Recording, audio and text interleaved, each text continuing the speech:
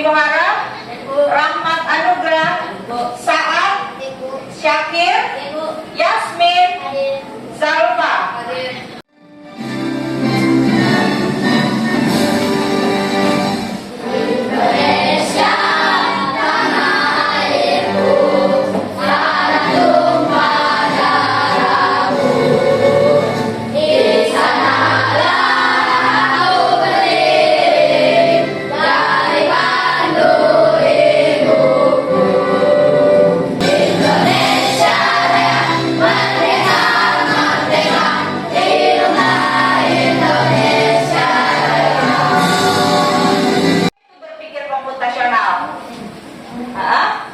Apa Yasmin? Cara berpikir secara sistematis dan logis yang kita untuk menyelesaikan masalah. Kemarin kita ngambil materinya apa? Algoritma.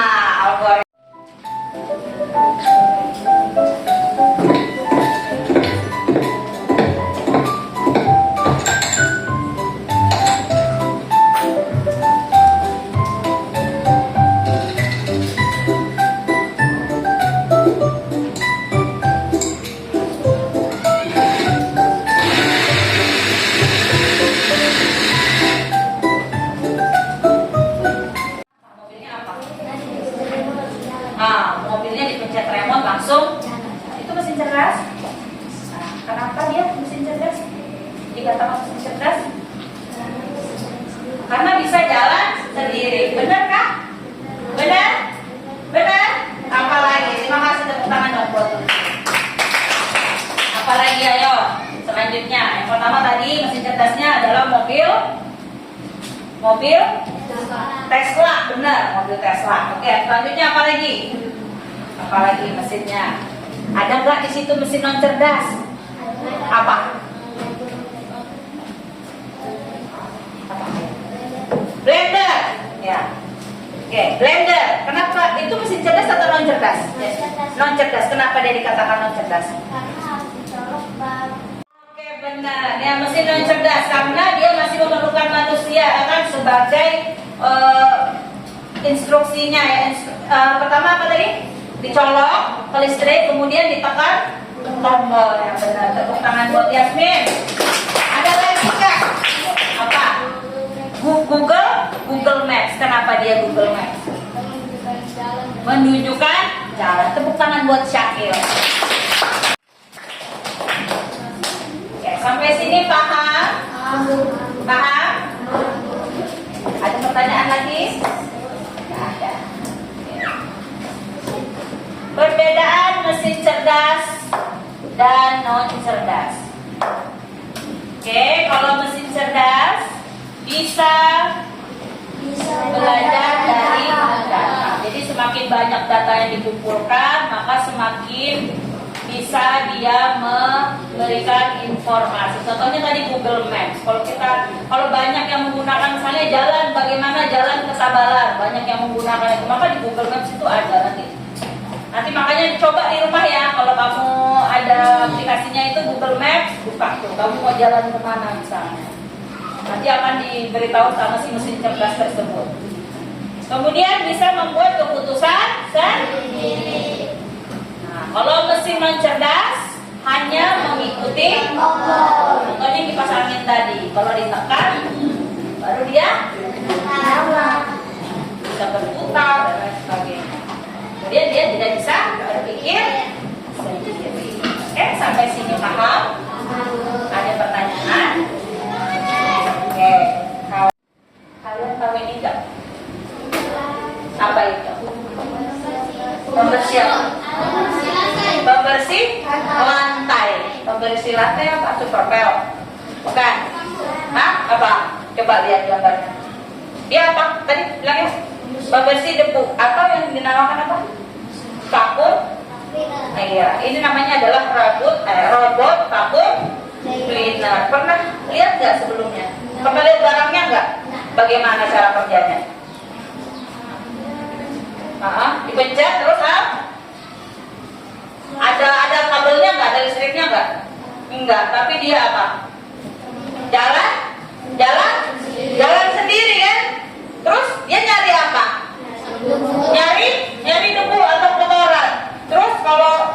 berdinding? Gimana? Mundur atau berputar. Nah, sekarang ini. Gimana cara kerjanya? Nah, coba maju di sini. Ya, sini. Sini ya. Maju. Ini pasangin kan? Nah, cara kerjanya gimana? Nah, terus nyalakan cucuk kabelnya, terus dinyalakan, terus nyala dia kan. Kalau mau putar gimana? Diputar itunya. Kalau ininya nabrak dinding dalam keadaan berputar, bisa nggak dia berpindah sendiri? Nggak bisa, harus diapakan? Digeser, dipindahkan, baru dia bisa kan? Tapi kalau vakum cleaner kan bisa nggak? Bisa sendiri dia. Kenapa begitu? Karena dia otomatis, benar. Kalau yang ini otomatis nggak?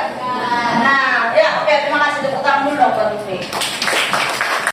Ya, siswa mampu memahami konsep mesin cerdas dan non cerdas dengan benar. Jadi setelah penjelasan Ibu, setelah kita sama-sama belajar, kalian itu bisa memahami pengertiannya, fungsi dan manfaat dari mesin cerdas dan non cerdas. Oke. Yang kedua, kalian mampu mengidentifikasi perbedaan mesin cerdas dan non cerdas. Ya. Tadi kalau mesin cerdas apa? Gimana mesin cerdas? Iya, kalau mesin non cerdas masih menggunakan instruksi. Ya. Oke. Siswa mampu mengelompokkan benda-benda di sekitar berdasarkan kecerdasannya. Nanti kalian akan diberikan LKPD untuk mengelompokkan benda-benda yang mana mesin non cerdas, mana yang mesin non cerdas. Oke. Dirancang untuk membantu manusia melakukan pekerjaan sehari-hari. Namun tidak semua mesin bekerja dengan cara yang sama. Nah, tadi kan berbeda antara si vacuum cleaner sama si kipas angin. Terus apa lagi? Google Maps. Nah, semuanya itu mesin kan? Ketiga-tiga itu mesin kan? Tetapi dia cara bekerjanya berbeda. Jadi dia ada dua jenis ya, mesin cerdas dan non cerdas. Nah, ini mesin cerdas, coba baca.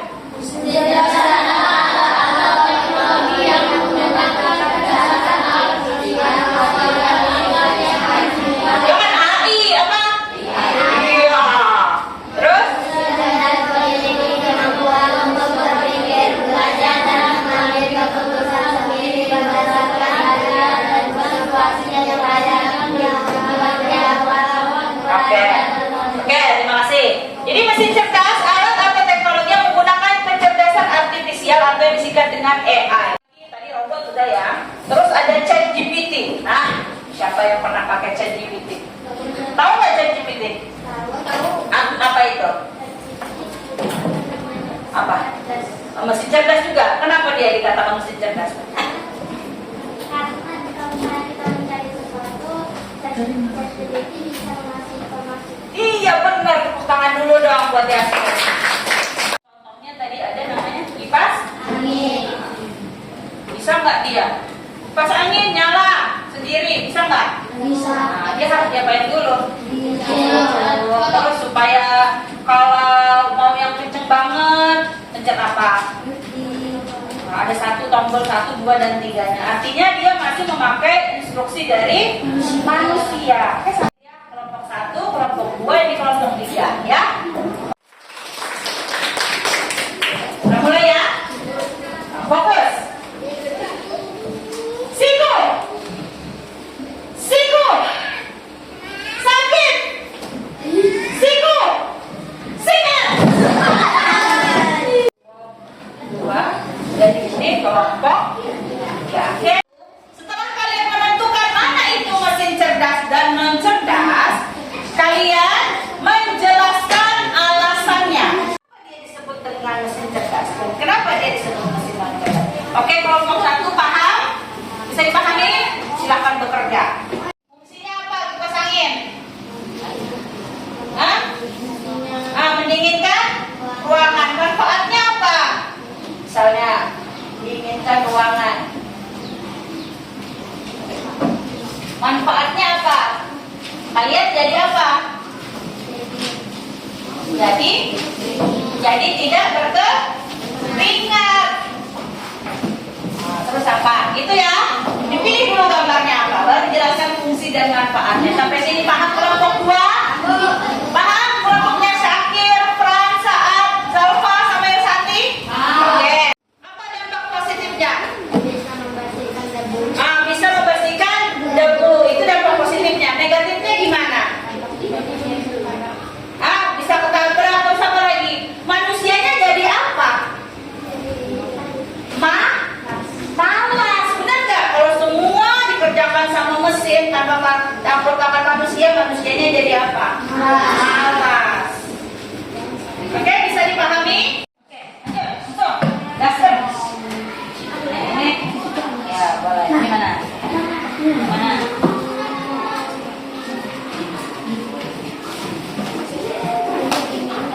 Tahu kan?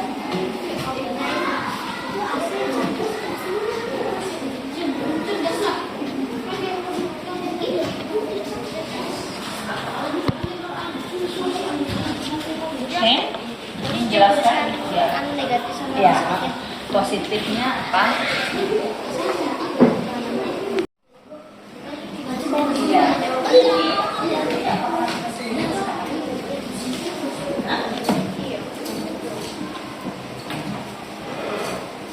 Makanya beda warnanya. Ada.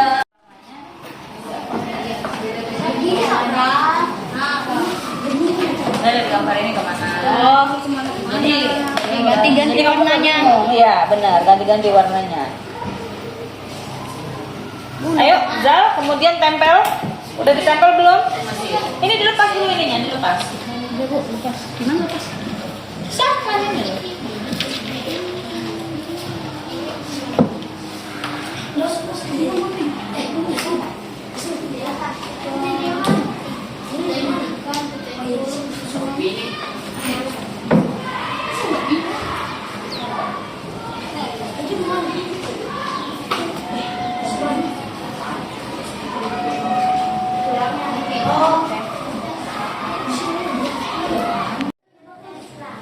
Dia bisa berjalan sendiri dan bergerak. Oke, lanjut. Alasannya kita bisa menanyakan apa yang kita ingin tanyakan, dia langsung melakukannya. Oke, mencarikannya. Di sini Ben, biar kelihatan Ben. Sini, ke depan. Oke, lanjut. Seperti alasannya karena kalau kita mau beli keperluan tas, kita tinggal pesan lalu mengirimkan ke rumah kita.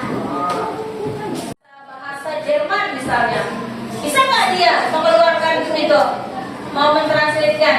Misalnya kamu bilang saya mau makan, bisa nggak? Dia keluar bahasa Jerman saya mau makan. Ada yang mau nggak bahasa Jerman saya mau makan? Nggak ada. Oke, bagaimana kelompok 1? Oke? Oke, kasih dulu tepuk apresiasi untuk kelompok. Tepuk wow. Kasih tepuk wow. Kasih O, kasih W. Wow, keren. Oke, tepuk tangan dulu dong. Selamat duduk. Untuk translate, dampak positifnya bisa translate ke bahasa luar negeri. Dan dampak negatifnya bisa membuat anak-anak sekolah malas dengan belajar bahasa luar negeri dan tidak bisa membaca bahasa luar negeri. Dampak positifnya bisa memasak nasi hingga masak. Dampak negatifnya masih menggunakan bantuan manusia. Kita disarankan untuk menggunakan mesin cerdas dan non cerdas harus secara bijak. Oke, bagaimana kelompok 3? Kasih dia tepuk apresiasi, tepuk jempol dulu dong. Jempol kiri, dua jempol. Mantap. Fungsinya bisa berbelanja. Manfaatnya kita bisa belanja benda yang dibutuhkan. Translator. Fungsinya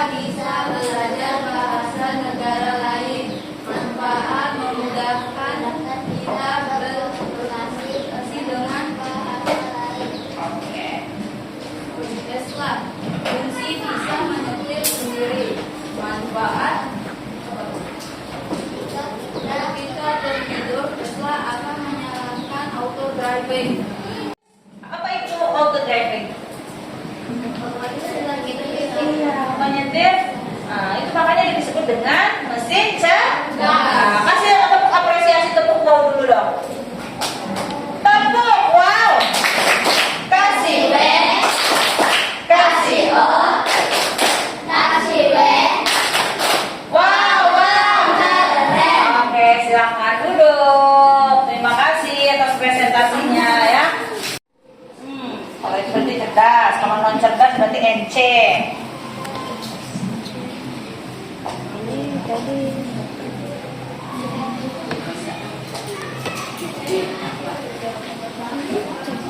Kulkas non cerdas. Iya, NC, ada C, ada NC. Masih ada. Oke, sudah ya?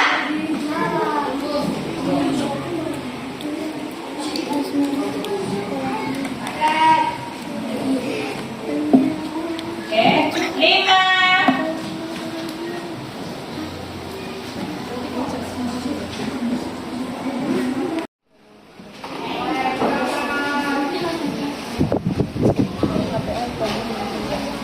Dah, oke, silakan dikumpul. Ence. Jaja. Melek. Nah, yuk, kumpul. Kumpul simpan di atas mejanya aja masing-masing. Simpan di atas mejanya masing-masing. Oke, simpan di atas mejanya masing-masing. Perasaan kalian setelah kalian mempelajari pelajaran kecerdasan artifisial khususnya materi mesin cerdas non cerdas ini, bagaimana perasaannya? Apakah kalian happy? Happy? Happy apa bunyak? Bunyak? Happy? Ya. Kegiatan apa yang paling kalian sukai? Kerja? Kerja kelompok. Kenapa kerja kelompok suka? Karena bisa berdiskusi yang bisa membedakan mesin cerdas dan non. Nah, nanti pulang dari belajar ini kalian cek di rumah kalian mana mesin cerdas yang menurut kalian di rumah kalian itu adalah mesin cerdas dan mana yang mesin non cerdas.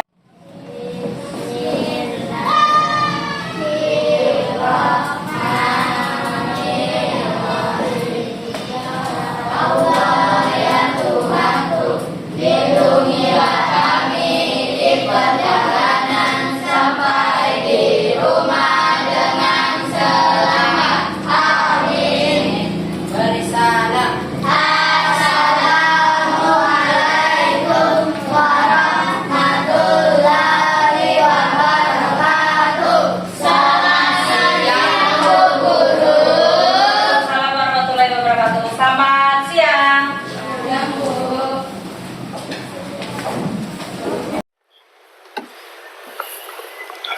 Baik, Bu Andirini dan Pak Rizky, kita akan mulai untuk berdiskusi seputar tentang pembelajaran kita di kelas mengenai konsep kecerdasan artifisial, mesin cerdas dan non cerdas. Silakan Pak Rizky untuk memberikan masukan kepada saya dan tentunya Bu Andirini juga untuk memberikan masukan kepada saya apa yang lebih dan apa yang kurang dan apa yang menjadi ancaman dan peluang untuk kedepannya seperti apa. Silakan Ya, Pak baik, Rizky. Bu. Terima kasih. Setelah pembelajaran Ibu tadi yang saya lihat itu, yang pertama Bu, itu meningkatkan kemampuan berpikir logis dan kreatif siswa. Karena saya perhatikan juga dalam pembelajaran siswa itu belajar memecahkan masalah dalam pembelajaran ini. Mulai dari kerja kelompok, ya. Kemudian yang kedua menumbuhkan literasi, karena saya lihat juga siswa terbiasa memahami konsep dasar komputer dalam pembelajaran ini. Kemudian yang ketiga, mendorong komunikasi antar siswa maupun guru dengan siswa, karena dalam pembelajaran ini melibatkan kerja kelompok, kemudian diskusi ide, ya. Kemudian yang keempat, pembelajaran menyenangkan dan kontekstual, yang saya lihat, karena siswa juga senang dalam pembelajaran, kemudian pembelajarannya juga kontekstual, dekat dengan kehidupan siswa sehari-hari ya. Kegiatan belajarnya juga tanpa komputer dan berbasis permainan ini membuat pembelajaran menyenangkan. Kemudian dari kelemahannya Ibu, pertama itu fasilitas teknologi kita yang terbatas ya, karena di daerah kita ini ya tidak semua sekolah memiliki komputer, internet yang baik ya. Kemudian yang kedua, masih belum banyak lah bahan ajar yang bisa kita dapat. Kemudian modul dan media pembelajaran masih perlu dikembangkan agar siswa kita ini sesuai konteks dengan anak SD. Kemudian peluangnya yang saya lihat itu karena perkembangan teknologi yang cepat, mungkin kita bisa menggunakan aplikasi-aplikasi belajar yang gratis, sumber belajar gratis ya. Kemudian yang kedua, peluang minat siswa, karena saya lihat juga siswa minatnya tinggi terhadap teknologi dan game. Ini dapat kita arahkan menjadi pembelajaran yang bermakna. Kemudian ancamannya, ya yang pertama ini resiko penyalahgunaan teknologi. Nah, siswa kita dapat terpapar konten yang tidak sesuai usia jika kita tidak bimbing dalam menggunakan teknologi maupun itu mesin cerdas atau mesin tidak cerdas ya, tetap harus kita bimbing di sekolah. Mudah-mudahan siswa dapat paham dan tidak menyalahgunakannya ketika di rumah. Mungkin itu yang dapat saya komentari. Oke, terima kasih banyak Pak atas masukannya. Saya juga ini terkait dengan proses pembelajaran saya di kelas. Oke, kalau dari saya Bu, mungkin saya lebih menganalisis pada saat proses pembelajarannya, mulai dari materi, terus lembar kerja peserta didik. Untuk yang pertama dari kekuatan dulu ya Bu. Di sini yang saya lihat Ibu sudah mampu menguasai materi dan sudah mampu menjelaskan antara perbedaan mesin cerdas dan non cerdas. Kemudian Ibu sudah menggunakan contoh visual seperti menunjukkan gambar untuk menarik perhatian siswa. Selain itu juga Ibu sudah mencontohkan secara nyata seperti siswa diajak maju ke depan untuk menghidupkan kipas angin. Kemudian sudah membantu siswa memahami perkembangan teknologi modern. Mungkin yang awalnya peserta didik belum tahu apa itu mesin cerdas, apa itu mesin non cerdas, bagaimana bentuknya mesin cerdas, bagaimana bentuk dari mesin non cerdas itu sendiri. Nah, kemudian untuk kekuatannya itu saja. Kalau untuk dari kelemahannya sendiri, mungkin keterbatasan mendemonstrasikan contoh mesin cerdas secara langsung, karena kita hanya mengandalkan fasilitas di ruang kelas, contohnya kipas angin dan lain-lain, kan tidak mungkin dari rumah kita bawa setrika dan lain-lain. Mungkin itu masih termasuk batasan-batasan kita. Kemudian masih kurangnya alat praktek atau media pembelajaran yang interaktif. Jadi masih banyak siswa yang mungkin masih ada yang bengong, ada yang tidak antusias dalam mengikuti pembelajaran. Kemudian di sini Bu, peluangnya Ibu sudah peluangnya mungkin Ibu bisa mengaitkan kemudian nanti pembelajaran ini dengan mata pelajaran lain seperti IPAS contohnya bisa membuat proyek ini. Kemudian selain itu sudah banyak sumber belajar yang bisa kita pergunakan. Kemudian mendorong siswa berpikir kritis dan kreatif dalam memahami teknologi. Jadi secara tidak langsung ketika kita mengajar, itu siswa diajak untuk berpikir kritis. Kemudian ancamannya mungkin perkembangan teknologi yang cepat membuat materi mudah ketinggalan jika tidak diperbarui. Nah, kalau di sini mungkin kita bisa memilah mana yang mengajarkan kepada siswa kita, mana penggunaan teknologi yang baik dan yang salah. Ketika misalnya kita sebagai guru tidak mengawasi, mungkin penggunaan teknologi itu sendiri menjadi salah gitu Bu, salah dipergunakan. Nah, kemudian pada lembar observasi ini semuanya sudah cukup bagus. Hanya saja untuk penyampaian manfaat materi saya lihat belum ada. Mungkin karena ibu lupa atau bagaimana. Yang lainnya sudah cukup baik menurut saya. Mungkin hanya itu dari saya, Bu. Oke, mungkin saya tanggapi berkaitan dengan ini ya Bu, contohnya tadi yang Ibu bilang kipas angin, dan kita tahu kan bahwa mesin cerdas dan non cerdas ini kan materi baru ya, coding ini pembelajaran baru. Ya betul bilang Ibu, kita mengaitkan langsung dengan kehidupan nyata ya kan. Contohnya tadi ya kipas angin dan kita gunakan. Tapi kalau untuk yang vacuum cleaner, mungkin kalau vacuum cleaner yang biasa kita ada, tapi kan di sini contohnya namanya mesin cerdas kan tidak membutuhkan, dan itu kan tidak mungkin kita hadirkan gitu kan. Jadi itu mungkin yang menjadi kesulitan kita utamanya pada saat mau memberikan praktek secara nyata, prakteknya konkret gitu loh. Jadi susah untuk yang mesin cerdas ini. Tapi kalau mesin non cerdas itu saya rasa memang di kehidupan kita banyak kita dapati. Kalau mesin non cerdas kan bisa dari handphone yang buat Google Map, itu kan contoh nyatanya saja. Itu. Terus ada lagi Pak mungkin tambahannya mengenai siswanya. Ya memang saya akui mungkin ada memang siswa yang kurang berpartisipasi aktif gitu ya dalam pembelajaran.